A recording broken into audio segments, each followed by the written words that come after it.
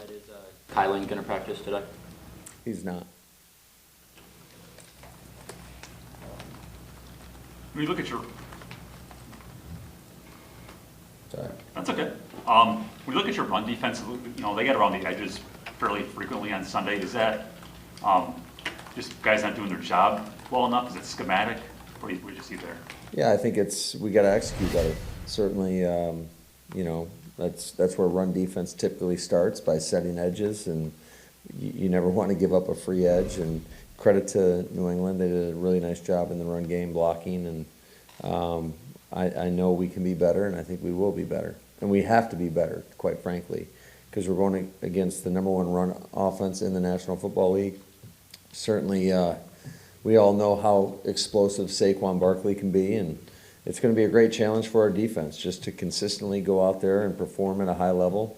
We're going to have to be on point, and it's going to take everybody. And we've seen Rashawn obviously do what he's doing in the pass rush game. How's his run defense been? I'd say it's been pretty solid.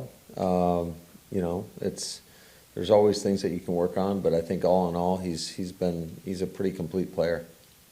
Barkley, I think, is actually about 2 more yards per carry than he was last year. When you look at him on tape, what is it that he's doing so well? Where has he kind of improved from when you look at this year's tape versus last year's? Yeah, he just is so explosive. He can break tackles. He can make you miss. They find different ways to get him the ball. You saw him as a Wildcat quarterback. They'll throw screens to him. There's just nothing this guy can't do. He's big. He's physical. He's a rare combination of size and speed, and then to add the elusiveness to it. And he's not a guy that you can ever assume that somebody's going to get him down, because we've seen him wrapped up, and he does a great job of fighting through and breaking tackles. And it's going to be a total team effort in terms of getting him on the ground. Matt, you guys, over your first 3 years, you guys are really good at protecting the football. This year, the turnover numbers are not like what you've been. How do you get back to where you've been? That's a great question. If I had the answer to it, I don't think we'd be in this spot. We just got to do a better job, and something that each individual, when they carry the football, understand that they've got to carry with great ball security. So put too many on the ground, there's no doubt. And once you do that, the other teams that are watching you, that are studying you, they kind of smell blood in the water, and they're going to go relentlessly after that football. So we know that that's going to happen, and we've got to step up to the challenge. Hey, Matt, what did you think of how Rudy fared at safety in the game? And if he's got to be the guy, how do you feel about him stepping into that role? Yeah, I think he did an outstanding job, playing with great effort first and foremost, but just doing his responsibility. And certainly you felt his presence out there in terms of his physicality. I want to say he had 7 tackles, and I thought he did a really, really good job. Is there any complicating factor with playing a game in London and a guy who has a concussion or is in the protocol, or is it just business as usual? Yeah, I don't know. I can't even answer that. I know they're in the protocol until they're not, and that's not.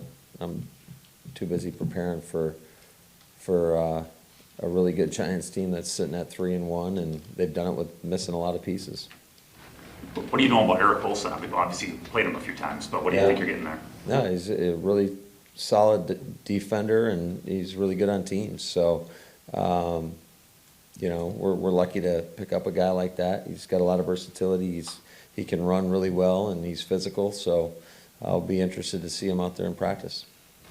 Coaches usually like routines and a lack of distractions. So, is this week difficult for you? I'm not going to give you my honest answer. I'd rather refrain.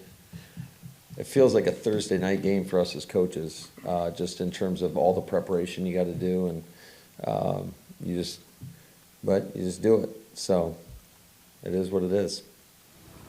And Matt, 6 years into his career, Aaron Jones's numbers are eerily similar to guys like Gale Sayers, some of the historical greats in our league. I mean, I know you guys know how good he is, but do you think even today he's still a little bit maybe underappreciated across the league, or that maybe he's almost like a secret to some people? I don't know how he's viewed out in outside these walls. I know how he's viewed inside our building, and I think our guys, hold him in high regard, not only for his play on the field, but for who he is as a man, as a teammate, as a dad, as a brother, as a son. He is first class all the way, and he's contributed big time to our success. Just obviously his performance on a daily basis, how he practices, how he leads by example, how when he does talk, he's got things that are very meaningful, and how he supports his teammates. He's a very, very special player, a very special person. When do stats matter to you? Like you're asked about. When the scoreboard strikes 0. Okay, I guess I'm just. Final score. That's the only stat that truly matters. Okay, I guess I'm just worrying about trends like, Spock asked about turnovers, but on the other hand, your third down defense is #1 by a mile. I guess when do those things really matter, or is it just too small, or they're not too small? Each week is a new week, man, and you got to get better. But I don't spend a whole lot of time studying stats. Not to bring up stats, but now Lazard has gone touchdown, 100 yards in his first 3 games this season. I know that he got on a really good groove late last season with Aaron, but in this new role as wide receiver 1, is there an area that you kind of seen him grow his game really this year? No, I think Allen's just making the most of his opportunities.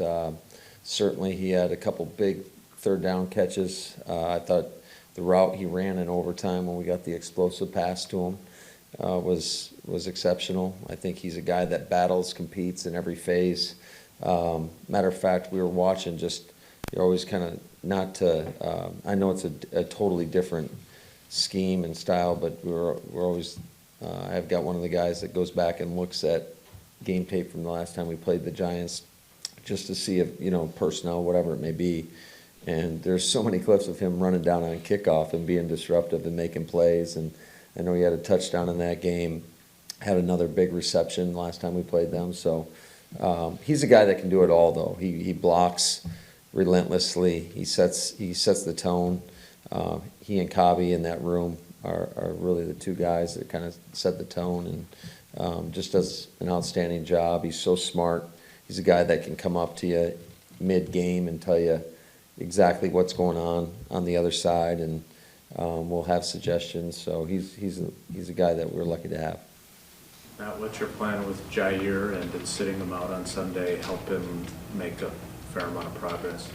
Yeah, we'll see. We'll just let him go through the week, and we're going to modify our schedule a little bit today, but we'll see where he's at. Are you going bats today? No bats. Bats this week, or? Potentially. We're fluid. Now, for the second week in a row, there's question marks with the quarterback that you're going up against. What are you game planning for? You can only control what you can control, and that's to put your best out there. I've been in a similar situation on the other side of this, where we didn't know who our quarterback was going to be, and sometimes it makes you get pretty creative. So I think it kind of leaves up everything in the open for what we could potentially be facing. But either way, it's going to be a great challenge. Like I said, the #1 run offense.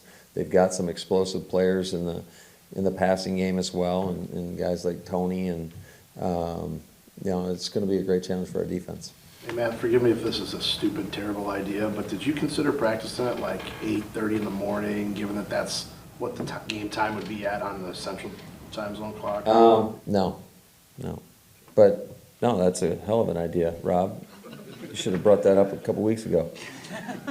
So why not? It's just too early and just get over it? Yeah, we're still, I think the whole point of when you go over there is to try to, at least with your preparation schedule, try to stay as consistent as you would on a normal week, even though it's nothing like a normal week. So it's kind of, I don't know. I don't have a good answer for you. You're clearly enjoying the difference of this week and the challenges that it creates.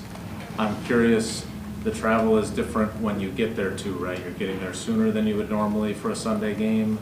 It's a different country. What do you kind of tell the guys in terms of how much they can go out and experience London, and how much you'd like to kind of have them, keep the business trip a business trip? Yeah, I think it's that. You definitely, hopefully they can go back in the off season. But, you know, certainly you're not going to lock them in their rooms or anything like that. It's just, I think guys got to understand, and they're professionals, and they've got a job to do. We all do. And you got to be disciplined in how you go about your business. And I truly believe the team that handles the trip the best is going to put themselves in the best position to win the game. And discipline's a big part of that. And, you know, there's a lot of things that I'm sure they want to do, but if they know they shouldn't do them, are they going to do them? And I think that, but I trust our guys. I think they'll make wise decisions, and I expect us to play at a high level on Sunday. What did you learn the most from those 17 and 18 trips with the Rams and the Titans? Well, I can only speak for myself in regards to, we kind of went about it two different ways. So I took bits and pieces, obviously, of what you like and what you didn't like, and then you consult with your people around the building, whether it's Flea or Giz or Adam Corzin, you know, our other coaches that have gone on these trips as well, and you try to put together the best plan as possible. But as far as I'm concerned, I mean, I didn't leave the hotel either time. So you just go there, you try to get your work done, and then rest up when you can, and you go out and you do your job to the best of your ability. Speaking of rest, is there a strategy that your staff gives the players as to when they should and should not sleep considering the time change? Yes. Not going to reveal that? Yes. Was there anything specific in those previous meetings with previous trips with other teams that you realized this is something we can't do when we Yes. go back? Did that Nothing you can strategy share. start after the game Sunday, like right away into the week? Yes. Can I ask you one question about Sunday night? The play clock was off on a couple of plays that Devontae Parker did. Yeah. Did you get an explanation on that? Yeah, it doesn't really matter at this point, you know. I think when that happens, somebody obviously messed up, and you got to live with it and you move on. Two more, please. Obviously, there's a lot of logistical challenges with this London trip. What are you most looking forward to? Playing the game.